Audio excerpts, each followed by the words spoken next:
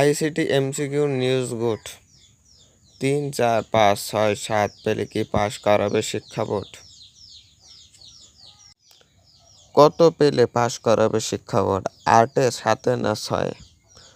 তো মূলত 8এই পাস। 3, 4, 5, 6, 7 পেলে কি আবার ফেল করাবে? এই বিষয়ে কি বলছে শিক্ষা বোর্ড?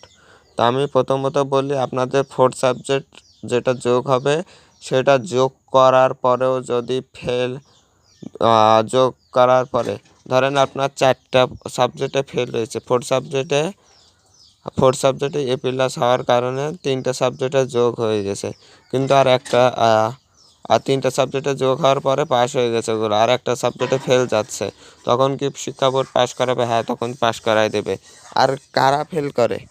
এটা হচ্ছে যারা রোল রেজিস্ট্রেশন, সেট কোড, বিষয় কোড এইসবগুলো যারা ভুল করে তারাই হচ্ছে একমাত্র ফেলের অংশীদার, তারাই ফেল করে বেশিরভাগ অংশে। যারা এইগুলো ঠিক করছেন এবং 2-একটা এমসিকিউ গেছে তাদের সমস্যা হবে না। আমি একটি কথা বলবো, আমি যখন এসএসসি পরীক্ষা দিয়েছিলাম তখন গণিত সাবজেক্টে আমার পরীক্ষা দিয়ে আসার পরে বাসায় এমসিকিউ মিলেছিলাম 8টি ঠিক হয়েছিল, কিন্তু এসএসসি রেজাল্ট দেওয়ার পরে ওই এমসিকিউতে 17টি ঠিক হয়েছিল। 4th সাবজেক্ট যোগ তো আর ওই এমসিকিউতে হয় না, আর সেটা আলাদাভাবে দেখানো হয় এমসিকিউ।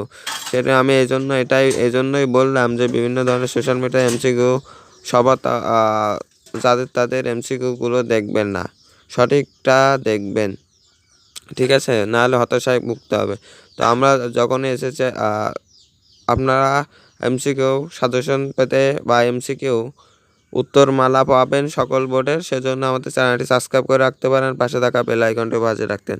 আমি বলেছি যার তার ভিডিও দেখবেন না এমসিকিউর জন্য, নাহলে দুঃসংবাদ।